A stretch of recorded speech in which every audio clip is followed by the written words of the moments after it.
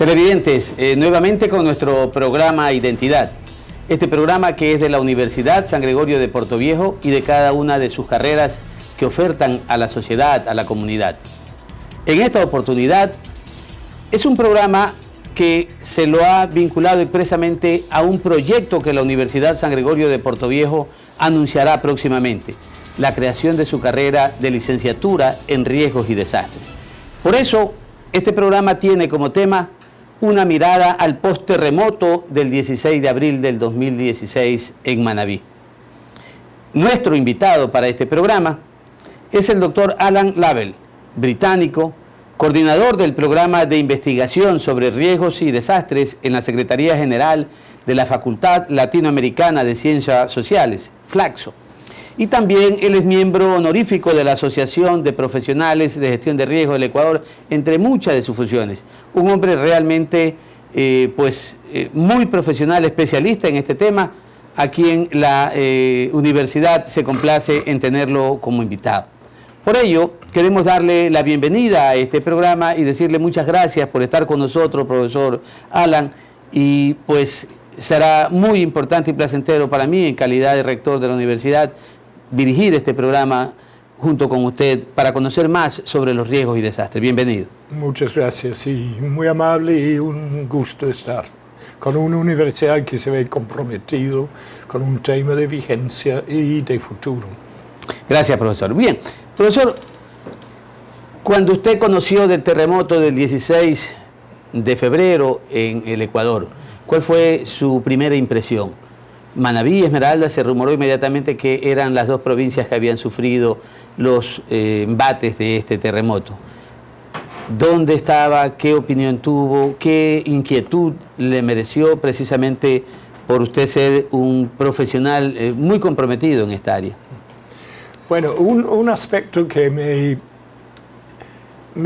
no me impresionó, pero me llamó la atención es que era un sismo en una región, llamámoslo periférico de un país, en el sentido de lejos de la ciudad capital y el centro del poder, de alguna forma económica, político etc., entre Quito y Guayaquil.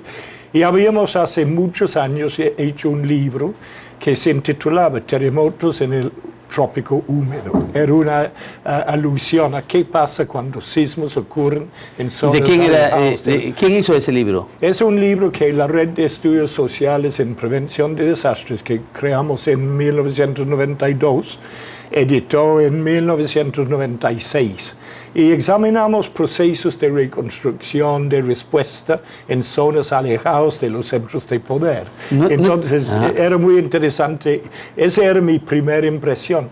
Lo segundo era... Pero, ¿por qué, profesor? Es una cosita también para que los televidentes puedan conocer. De paso, este es un programa transmitido por Canal 30, Televisión Manabita, y también está siendo observado precisamente en uno de los lugares más emblemáticos de este terremoto. Fue precisamente, estamos viendo o transmitido por Jama TV en el Cantón Jama, por Hipi TV en el Cantón Jipijapa y también por Puerto López, Empresa Pública TV en el Cantón Puerto López. Entonces, la pregunta era, profesor, ese libro, que no he tenido la suerte de leerlo, ¿qué contenía?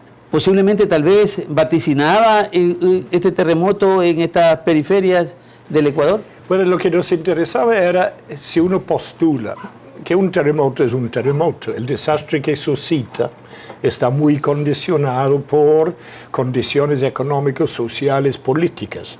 El acceso al poder, el acceso al financiamiento, el acceso a la respuesta inmediata, el acceso a los fondos para reconstrucción, a veces varía entre entornos territoriales distintos, depende qué acceso tienes a estos recursos. Entonces, nuestro interés era que analizamos muchos grandes desastres en centros capitales de países, en ciudades metropolitanas muy grandes, pero la mayoría de los eventos ocurren en regiones más alejadas del centro. ¿Cómo? Entonces era contrastar un poco, comparar entre países. Estudiamos Costa Rica, unos casos de Perú, de Colombia, en ese libro, nada más para examinar cómo tu territorialidad te puede influir en términos de percepciones, acciones, instrumentos de intervención durante y después del evento. Profesor Alan, entonces posiblemente este terremoto en la periferia del Ecuador hizo derrumbar posiblemente hipótesis de que pueden existir terremotos o desastres en lugares centrales de países, en este caso, por decir, el Ecuador. Podría hablarse de que no habría posibilidades de que pues en los centros, precisamente como Quito y Guayaquil, que vendrían a ser la capital de varios factores económicos, políticos, no habría posibilidades de que ocurra ahí algún desastre? No. Lo que quisimos decir es que se concentra mucho con análisis en lo que llamamos grandes desastres, casi catastróficos, ¿no? Como Puerto Príncipe en Haití. O la Ciudad de México en México, o la ciudad de San Salvador, o Managua, o Guatemala durante los grandes sismos. Pero poca atención se ponía en sismos o desastres en regiones más alejadas de los centros fuertes de poder económico y población. Entonces era un balance el introducir otro elemento de análisis, pero bajo este precepto que era fundamental, que los desastres se construyen socialmente. O sea, son productos de la forma en que nosotros como seres humanos, colectiva, individualmente, por familias, con Estado o sector privado, nos interactuamos con nuestro ambiente. Entonces, si construimos mal, nos ubicamos mal, vamos a tener desastre. Si construimos bien y nos ubicamos bien, podemos tener menos desastre. Como un resumen de esto que acabamos de mencionar, entonces podríamos decir que estos desastres es más proclive que las consecuencias se originen en los sectores sociales más desprotegidos, más pobres, porque la falta de recursos económicos les permite construir edificaciones, o no edificaciones, pues, sería un contraste decir aquello, pero le permite construir sus viviendas en forma tan rústica, en forma tan antitécnica, que esas serán las consecuencias. Claro. Bueno, nuestra consideración ha sido que, aunque uno acepte que sectores más pudientes, más holgados de la sociedad, en el norte y en el sur, pueden sufrir pérdidas y daños. Solamente tenemos que ver los incendios en los Estados Unidos, en Australia, en Canadá este año para ver, esos son casos de gente pudiente que optaron para ubicarse en zonas de amenaza. Sin embargo, ellos tienen seguros, tienen opciones de autoprotección, tienen sistemas de protección social colectivo mucho más desarrollado que la gente desprotegida, marginada, excluida. Entonces, el problema de desastre puede ser... Pero es que ahí ocurre una cosa, profesor. Precisamente si estas personas no tienen los recursos para poder hacer construcciones de vivienda que sean realmente técnicas, que estén sin posibilidades de que les afecte estos desastres, peor tendrían la posibilidad de contratar seguros sociales, seguros de vivienda, cualquiera. Y de hecho el Estado tampoco llega a ampararlos con ese tipo de asistencia de seguros, ¿no? Entonces, y adicional a ello, la falta de cultura de lo que significa asegurar. No, precisamente iba siguiendo que desastres pueden afectar de alguna forma a los ricos, pero es un problema principalmente de la gente de escasos recursos. ¿Y por qué? No tienen opciones de escoger. El problema del riesgo está creado en su ausencia de recursos, tal vez conocimiento, tal vez capacitación, que les obliga, por ejemplo, ubicarse en pendientes de ciudades que se van a deslizar, o en los planicies de inundación de ríos urbanos, o en el campo que se van a inundar, o construyen en zonas sísmicas con materiales y técnicas que no son adecuadas. ¿Y por qué? No porque quieren. es que sencillamente el problema de la renta urbana o el costo de hacer bien las cosas está más allá de sus capacidades. Entonces, es claro que es un problema principalmente, no únicamente de los pobres. Y si uno ve la ciudad de Puerto Viejo, hubo edificaciones públicas que cayeron, edificaciones del sector privado que cayeron. El asunto es, como bien dice, ellos pueden tener seguros y capacidad de recuperación. Una persona pobre y marginal no tiene esa capacidad de recuperación autónoma que el sector privado o la clase media alta tiene. Entonces nuestra concentración ha sido en la informalidad, la exclusión, la marginalidad como causa de condiciones de riesgo. Pero es importante destacar que no es la única causa, ¿no? Claro. Hemos tenido casos de viviendas de la clase media alta cayendo por corrupción en los procesos de construcción. En Japón, en México, el Centro Médico en México cayó por corrupción en la construcción. No hubo suficiente varilla, ni cemento o lo que sea, y sencillamente para ganar un peso extra, crearon condiciones de riesgo que terceros sufren, ¿no? Ahora, si el Estado no ejerce control sobre las construcciones en sectores que son altamente, diríamos, peligrosos, precisamente por estos tipos de desastres. Si el Estado no ejerce un buen control, seguirá siendo proclive a tragedias estas construcciones que se hacen. Pero para ello tampoco hay desde el Estado una iniciativa de carácter legislativa posiblemente, en que, o por último, como política pública del Estado, de asegurar los bienes de todos estos sectores, siempre y cuando cumplan por lo menos con un estándar mínimo de seguridad. Entonces el Estado viene y asegura aquello, asegura esos bienes. ¿Podría hacer aquello eso? ¿Es posible? ¿Hay en algún Estado este aseguramiento de los bienes por parte del Estado? No, el aseguramiento es una de las medidas que más se ha impulsado últimamente desde los bancos internacionales, el Banco Mundial, el BID, el CAF en América Latina. Es una forma de garantizar y asegurarse financieramente. Correcto, pero de esos organismos internacionales hacia el Estado. Pero yo digo, el Estado como una política pública hacer que estos ciudadanos, primero la inducción hacia la política pública o la cultura general de saber que hay que asegurar sus bienes para evitar esos cuadros de tragedia luego de estos desastres, ¿sí o no? No, el aseguramiento es importante. En América Latina es bajísimo entre los sectores privados el aseguramiento de sus bienes y hasta del Estado. Y hay un déficit fiscal que origina en ese preciso. En California es más alto, etc. El problema es que el aseguramiento es el último paso en la cadena que necesitamos. Necesitamos seguridad en las edificaciones y, en consecuencia, aseguramiento de edificios que son mínimamente protegidos contra sismos de determinada magnitud, huracanes o cualquier otro. Y ese es el gran desafío. Una ciudad como Puerto Viejo, que uno hablando con la gente no tenía conciencia de la sismicidad de la zona en que vivían. Tenían del Niño o de inundaciones, deslizamientos, que son eventos mucho más continuos. Pero sismicidad no estaba en la conciencia colectiva ni en Manta. Podía ser en Bahía o Choni, etcétera, que han tenido sismos más recientes. Entonces, si no vencemos la idea a través de conocimiento de que enfrentamos en las zonas, es muy difícil que introducimos normatividad sismoresistente.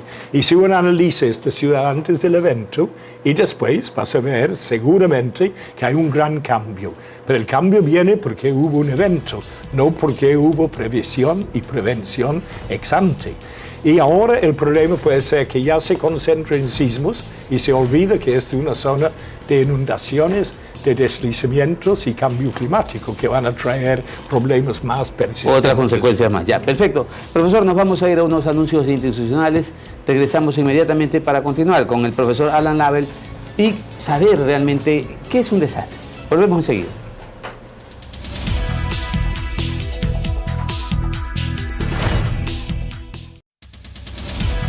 Inicio de espacio publicitario.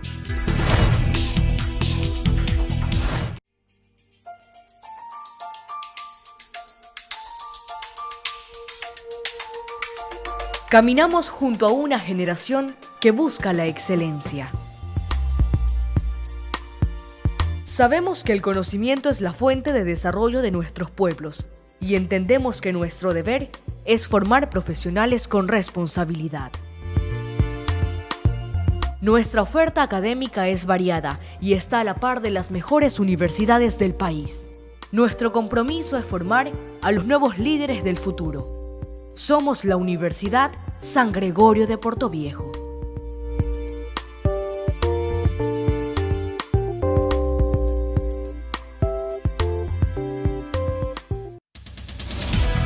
Fin de espacio publicitario.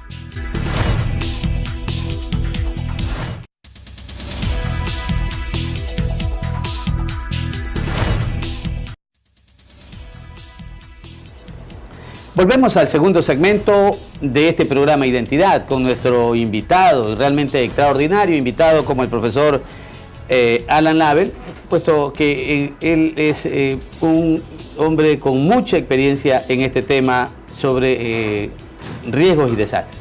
Profesor, hablábamos en el segmento anterior sobre las consecuencias del desastre, pero creo que es importante también un poco la definición de desastre, porque los televidentes también quieren conocer. Mucho se habla desastre natural, desastres, ¿no? Entonces, para tener un léxico adecuado, y creo que esa lectura y esa indicación que nosotros debemos tener merecen un lenguaje realmente formal, tal como se lo describe, se lo menciona en otros sectores, ¿no? En otros países. Así que para sintonizarnos con esos pronunciamientos, en primer lugar, ¿qué es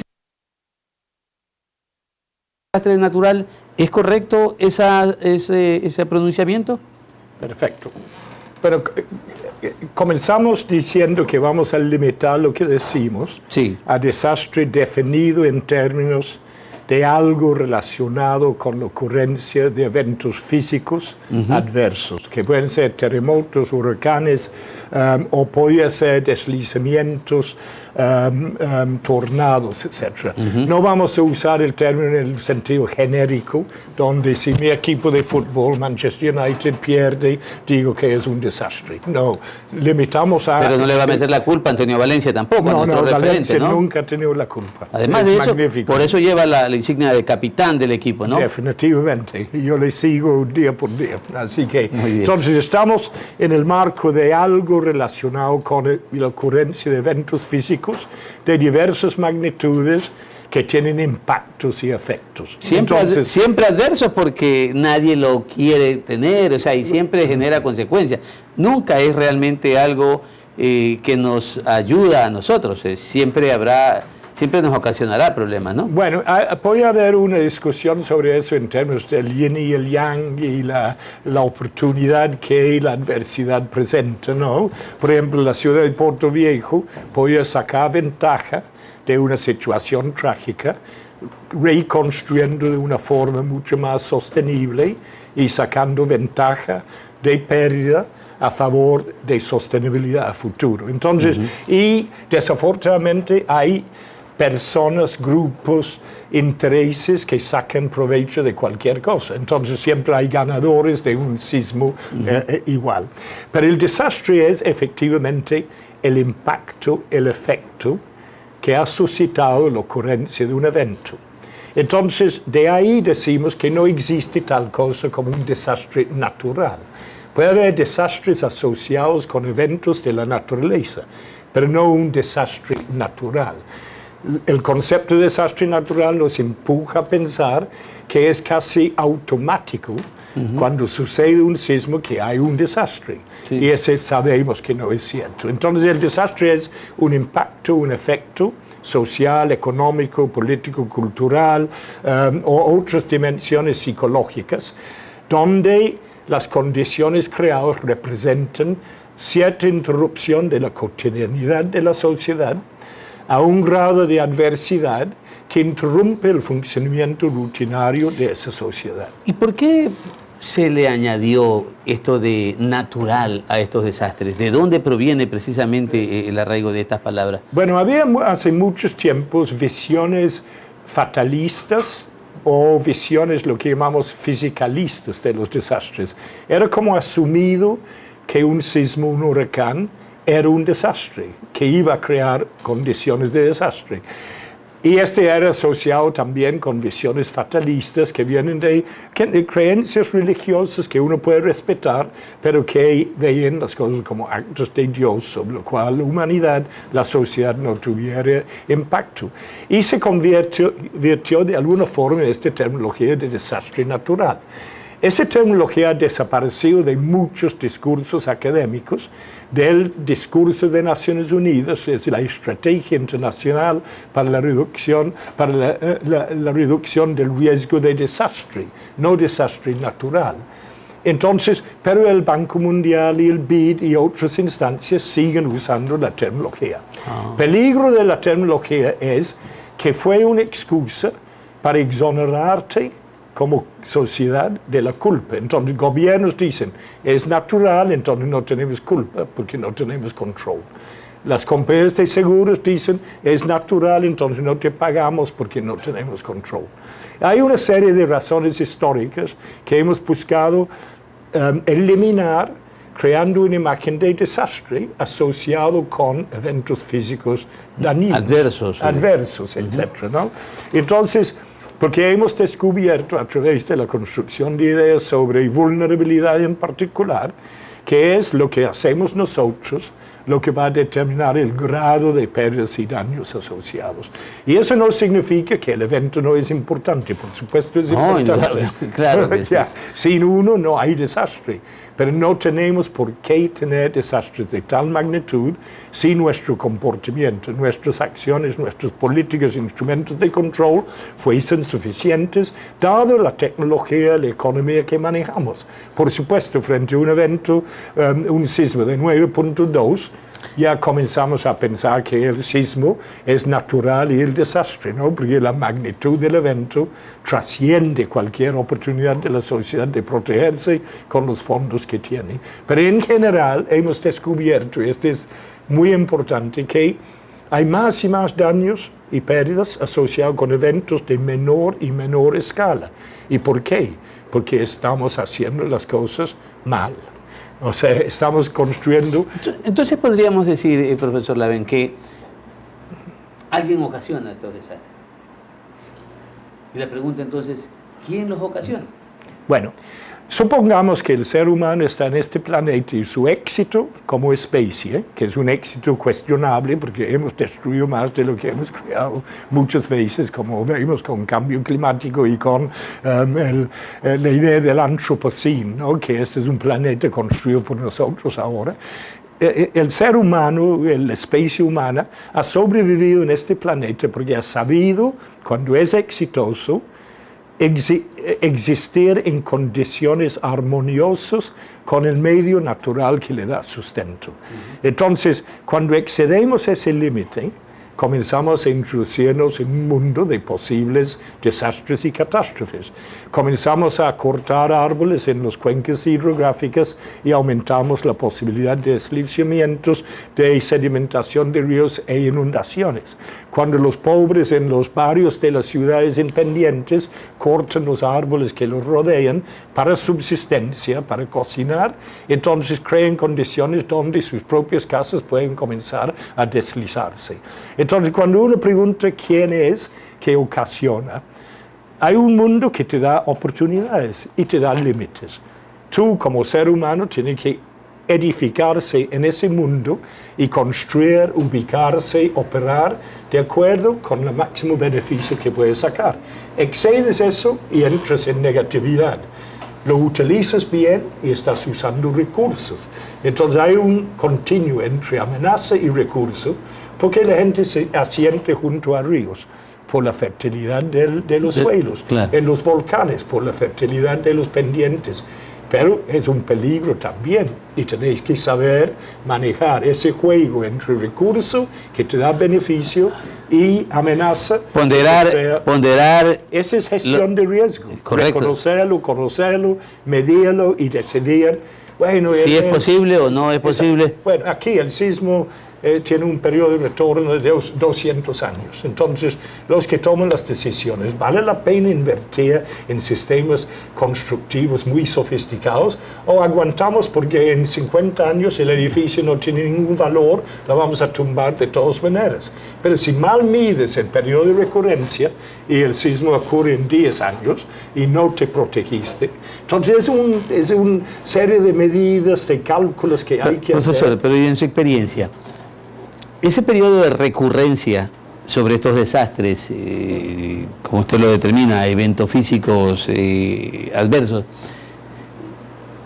la periodicidad se puede señalar en 50, 100 años, pero cuando hay constantemente estos movimientos que son llamados posiblemente temblores, o de cómo se lo pueda definir, entre 6.5, 5.7, no es realmente alarmante como que el retorno pueda ser mucho más corto de esos 50, 200 años que usted menciona? Bueno, el cálculo del periodo de recurrencia o periodo de retorno que hacen los expertos en métodos probabilísticos de cálculo, yo no soy experto en eso.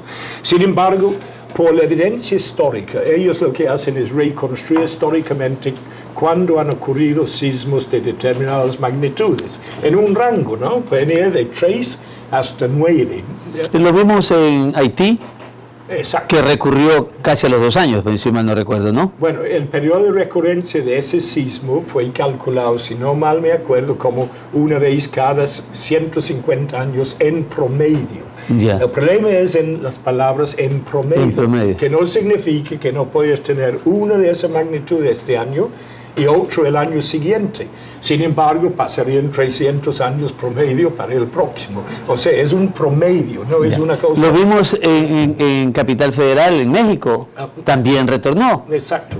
Ya entonces ellos calculan... Pero ese cálculo debería ser menor, porque entonces, si estamos viendo en ejemplos tan evidentes de que el retorno es muy corto, mal podríamos estar señalando un retorno de 150 años, 100 años, 50. Entonces, esa fórmula, aparentemente con la que se calcula el retorno, tal vez no es la más adecuada. No es que no es adecuada, es lo mejor que se puede hacer con las técnicas existentes y da un buen señal y te dice, toma precaución dentro de ciertos límites. Ahora, si tú, teniendo un evento que dicen es un periodo de recurrencia de 150 años, construyes ignorando el sismo como posibilidad en tu vida, entonces corres el riesgo de que sucede mucho antes. Entonces hay un factor de precaución involucrado. Y hay una cosa interesante, que no cuesta mucho más en la construcción aumentar el nivel de seguridad de las edificaciones. O sea, si tú haces un hospital con factor de seguridad sismo resistente, tal vez te suma a tu presupuesto global construyendo el edificio 3-4%. Pero si tenéis que intervenir el hospital y reestructurarlo, lo que llaman retrofitting en inglés, te va a sumar un 10% o 12% sobre el costo original. Entonces, hay un factor de eficiencia económica en protegerse. El problema es que tenéis que tener los recursos o tener los recursos asignados. Entonces, si el sector público o sector privado o familias no asignan recursos, entonces construyen sin protección. Entonces es un juego, hay mucho de cálculo y de precaución involucrado en esto. Con cambio climático no tenemos idea real de cuándo y en qué grado van a suceder las cosas. Entonces tú, cuando construyes un nuevo puente, puedes decir, bueno, haz una estimación que el río, su nivel promedio va a subir 3 metros en condiciones de inundación sobre qué es hoy en día. Pero ese es un cálculo un poco difícil. Pero puedes decir, entonces yo elevo la luz del puente 5 metros para darme un margen de error. Si no sucede, no sucede, pero no pasa nada. Pero estamos preparados. Perfecto, profesor. Nos vamos a otros anuncios institucionales y regresamos de manera inmediata con esta entrevista que realmente es para la universidad y para su programa de identidad de muchísimo honor tener al invitado que estamos entrevistando. Volvemos enseguida.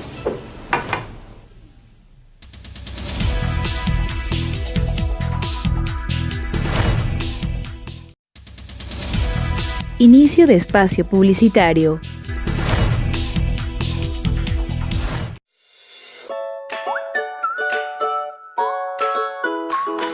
El metal es uno de los materiales que más tarda en desintegrarse, ya que este lo hace por un medio de oxidación natural. Por ejemplo, tenemos las varillas de metal, que estas son muy gruesas y densas, tardarían entre 500 años en desintegrarse.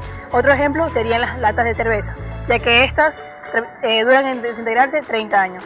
Green Tanks es un proyecto completamente sustentable, pues ayuda y engloba los tres procesos como es ecológico, económico y social. Este es un proyecto a beneficio para la comunidad gregoriana, para que tengan una mejor comodidad frente a este.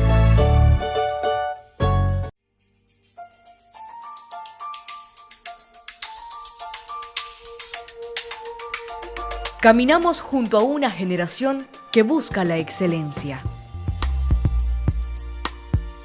Sabemos que el conocimiento es la fuente de desarrollo de nuestros pueblos y entendemos que nuestro deber es formar profesionales con responsabilidad. Nuestra oferta académica es variada y está a la par de las mejores universidades del país.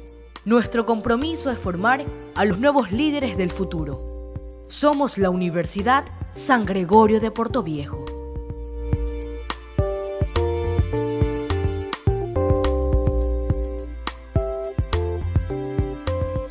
Es una alegría poder compartir con ellos lo aprendido en el aula de clases. Luna, lunera, cascabelera. Ser licenciada en educación inicial es gratificante. Te invito a que seas parte de esta hermosa experiencia, de que estudies educación inicial en la Universidad San Gregorio de Portoviejo. Fin de espacio publicitario.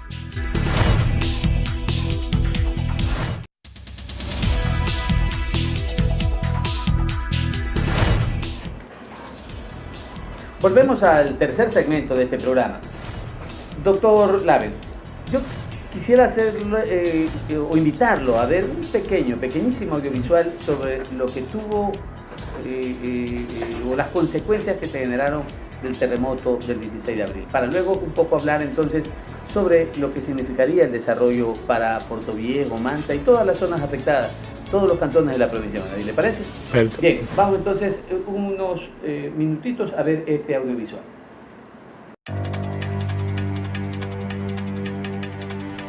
El 16 de abril de 2016, Ecuador sufrió uno de los terremotos más fuertes de su historia, con una magnitud de 7.8 grados.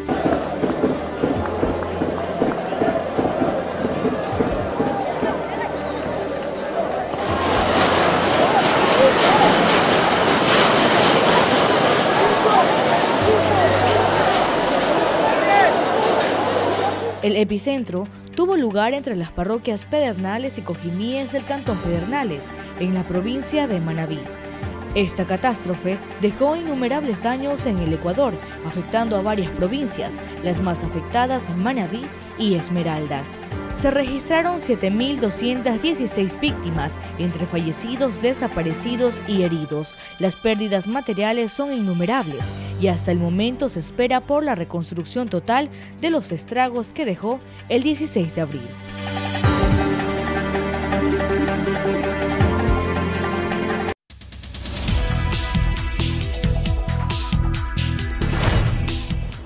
Acabamos de ver ese audiovisual, profesor, y yo comenzaría por preguntarle, ¿estos desastres son tal vez una oportunidad para desarrollarnos mejor? No, definitivamente hay dos elementos significativos. En ese sismo cayeron los edificios que tenían que caer por sus características constructivas, su localización, características del subsuelo, todas las cosas que los expertos entienden por qué la carga sísmica es sentido en ciertas partes y no entre ciertas comunidades y no. Pero hay una ciudad que queda, que en otro sismo podría sufrir de forma distinta, ¿no? Cada sismo es distinto de alguna forma. Entonces, tal vez por la intensidad o por el tema la de la intensidad o la direccionalidad de la carga o múltiples factores, etc. Entonces, una cosa es lo que reconstruyes de lo que se perdió y la característica en que lo reconstruyes. La otra es la forma de la ciudad. Aquí, por ejemplo, uno ve esta dedicación a los espacios verdes, que viene de muchas discusiones sobre la ciudad segura. Sin embargo, no necesariamente es la solución. Hay un debate grande en torno. Pero hay este debate que se está originando en la ciudad, ¿no? Yo lo he escuchado por mucho espacio y los llamados a que el alcalde busque el desarrollo económico, y entonces también tendría que haber una ponderación, o sea, buscar el desarrollo de la ciudad también en la parte económica y encontrar también los espacios verdes que permitan posiblemente encontrar estos lugares para frente a los efectos que pudiera hacer. Claro. Sí, yo no me metería porque no soy suficientemente cognizante del contexto, pero hay debates entre grupos que tienen intereses y formas de ver. ¿Es común este debate en otras ciudades y en otros países? Sí, siempre hay un debate en torno a la reconstrucción, que es el modelo más adecuado.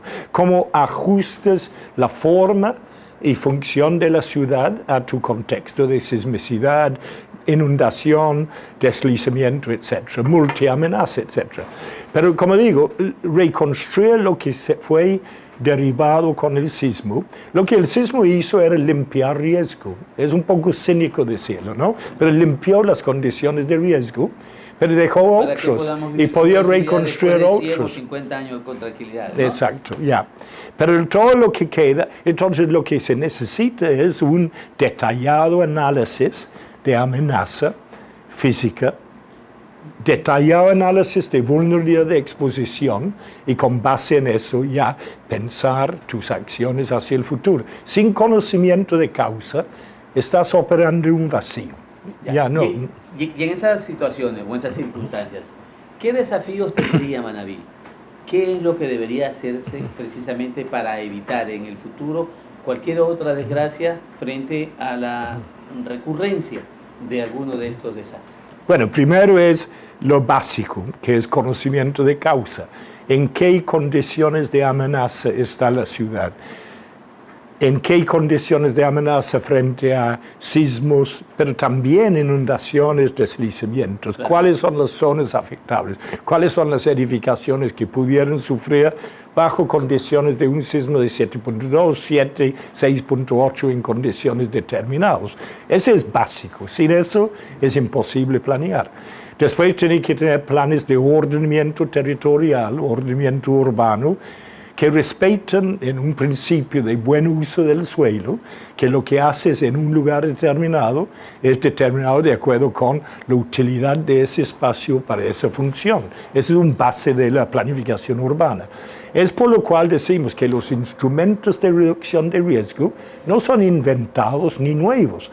Los tenemos todos desde tiempo atrás. Gestión ambiental, gestión del territorio, gestión de la reducción de la pobreza, mejoramiento en la gobernanza local urbana, interdisciplinaridad, intersectorialidad y territorio. Entonces, estas cosas son lo que hay que construir en el modelo de pensamiento de la ciudad.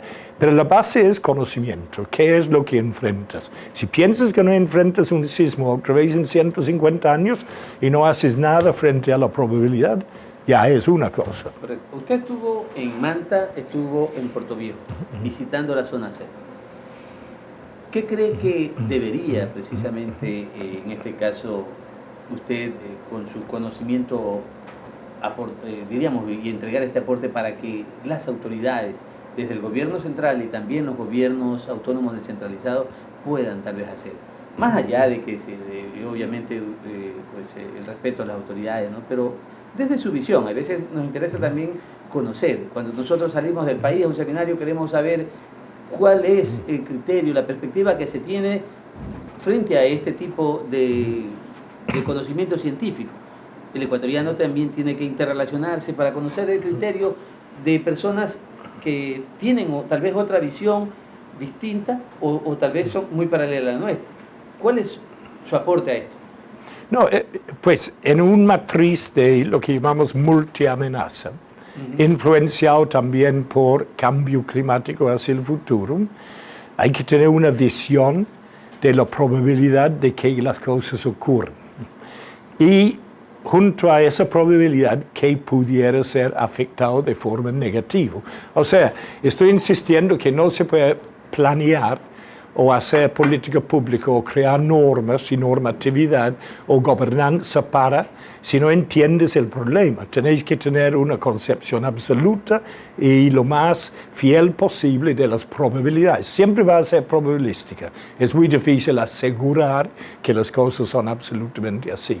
Y con base en eso, planificar la ciudad a través de procesos participativos que incorporan valores y esquemas, ideas, pensamientos sobre la ciudad distintos, ¿no? Entonces, yo sé que no responde particularmente, pero tenemos que conocer causa. Es obvio que aquí no había conocimiento de causa antes del evento. Claro. Nadie pensaba, no, seguro no había normatividad sismo resistente especializado, actualizado para esta región. Yo sé que Ecuador tuvo una reforma en su normatividad después del sismo de México en 85, pero no sé qué se ha actualizado. Pero este es muy local también. Puedes tener normas nacionales, porque es una norma nacional. Claro, Ambato es completamente distinto a Quito, completamente distinto a Manabí. Una por la calidad de gobierno, ¿no? El gobierno... También la gobernanza varía pero la insistencia en implementar la norma, garantizar. Pero también tú tenés que reconocer que esta es una ciudad, como muchas en América Latina, con un gran sector informal, marginal, que no obedecen normas, etc., ni pueden ser considerados bajo los preceptos normales de la planificación urbana. Entonces, si ellos no van a contratar ingenieros y arquitectos de calidad, hay que enseñar a artesanos, constructores, técnicas baratas de construir sismo resistente. Y hay muchas técnicas. No es que no es accesible. Cosas de quincha mejorada, por ejemplo, garantizan sismo resistencia a muy bajos costos. El problema es capacitación, conocimiento, los recursos, la dedicación de nuestros técnicos a pensar otros esquemas. Usted ha tenido mucho contacto, sobre todo con organizaciones internacionales que están aquí en Manabí, haciendo un poco de investigación y valoración precisamente sobre las consecuencias del terremoto del 16 de abril. En esas consecuencias, ¿qué cree usted que le podría faltar? ¿O cómo valora ya el desarrollo de la ciudad? ¿Qué le faltaría tal vez hacer para que se pueda más o menos distinguir que estamos preparados? No tiene una concepción territorial completa de la provincia, pero por lo menos de las ciudades que visitó. Eso sí es complicado contestar. Lo que sí uno, pero ese es un precepto personal, pero compartido por mucha gente, es que nuestra visión tiene que comenzar no desde infraestructuras ni estructuras, tiene que comenzar de medios de vida, o sea, la forma en que la gente vive y cómo las estructuras se acoplan a sus necesidades. Entonces, cuando uno piensa en un proceso de reconstrucción, puedes reconstruir cosas, ¿no? Un puente, un camino, una casa, etc. Pero no, uno debería comenzar de qué es la ciudad en términos de una economía vibrante, medios de vida que satisfacen las necesidades y cómo la infraestructura y la estructura de la ciudad satisface esa necesidad. Y esa es la oportunidad de la reconstrucción bien planteada, ¿no? Perfecto, muy elocuente y concreto precisamente en su respuesta.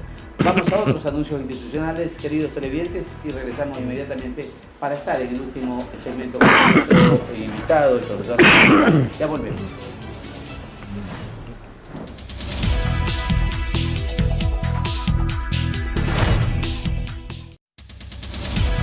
Inicio de espacio publicitario. Es una alegría poder compartir con ellos lo aprendido en el aula de clases.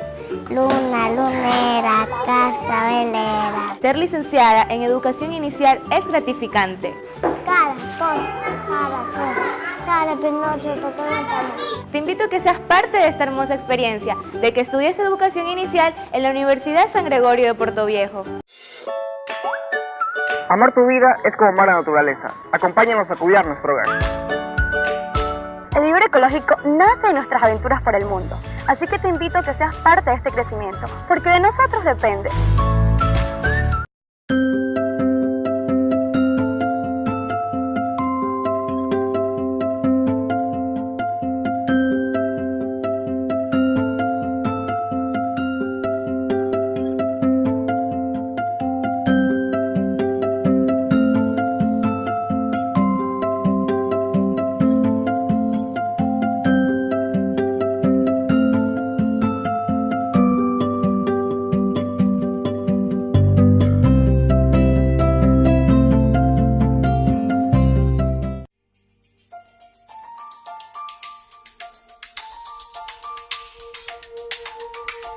Caminamos junto a una generación que busca la excelencia. Sabemos que el conocimiento es la fuente de desarrollo de nuestros pueblos y entendemos que nuestro deber es formar profesionales con responsabilidad. Nuestra oferta académica es variada y está a la par de las mejores universidades del país. Nuestro compromiso es formar a los nuevos líderes del futuro. Somos la Universidad San Gregorio de Portoviejo.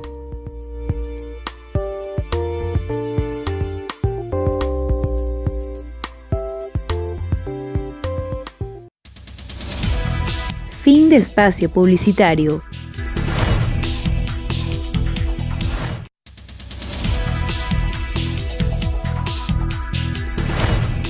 Volvemos a este último segmento con nuestro invitado, el doctor Alan Label. Él, como decíamos, pues es un hombre con muchísimo conocimiento en el tema de riesgos y desastres y está precisamente invitado por la Universidad San Gregorio durante estos 15 días.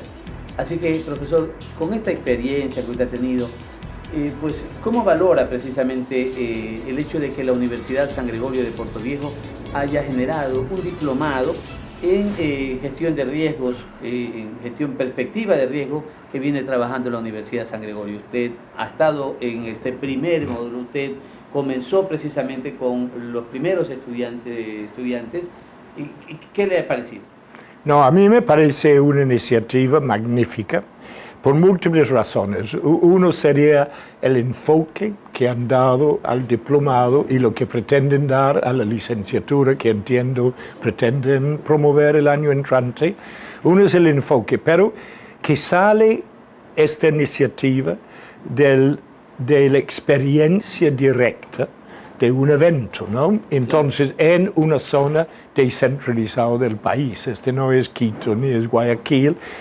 Yo acabo de estar en Chiapas la semana pasada dando un discurso en México, un discurso inaugural de un nuevo doctorado en gestión de riesgo. Imaginen Chiapas, que es un estado no muy rico de la Federación Mexicana.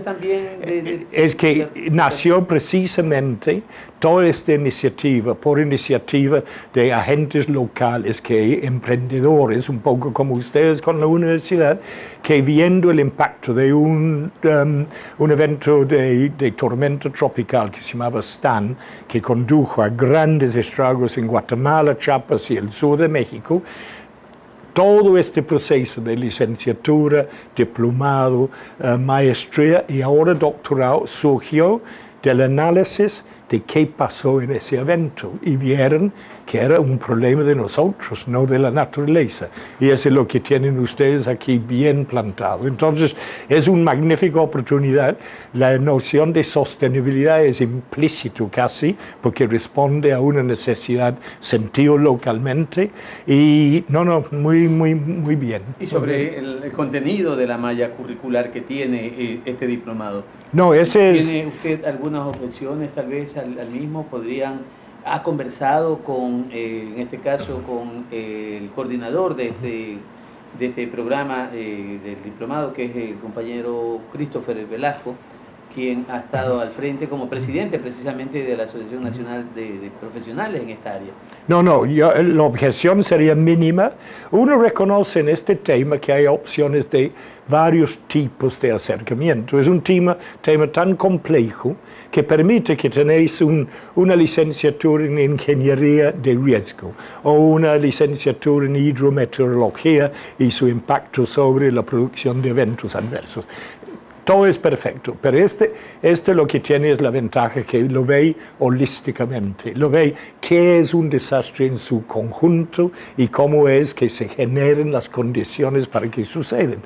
Entonces, una iniciativa fundamental sobre la noción de que los desastres son, de alguna forma, problemas no resueltos del desarrollo, problemas que ocurridos por fallidos procesos de desarrollo, en ordenamiento territorial, en control y reducción de pobreza, en control de degradación ambiental y, por supuesto, en gobernanza, que es absolutamente crítica. Entonces, las objeciones serían mínimas.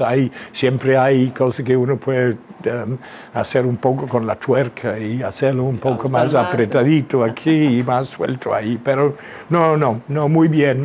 Estoy feliz que vine de Chiapas directamente aquí en 2 semanas seguidas y es instructivo que los dos son estados o denominaciones territoriales alejados de los centros de sus países y con una iniciativa apoyada por autoridades locales de gran envergadura, ¿no? Y eso le alegro mucho a uno, porque uno ha visto muchos intentos fallidos también, ¿no? Que no están suficientemente bien pensados. ¿Cree que es adecuado, correcto, académicamente, usted es profesor de la Flaxo en Costa Rica, continuar en este caso con la maestría en gestión de riesgos para que pueda irse consolidando profesionalmente a un grupo de profesionales en la provincia o en el país que no la tienen, no hay?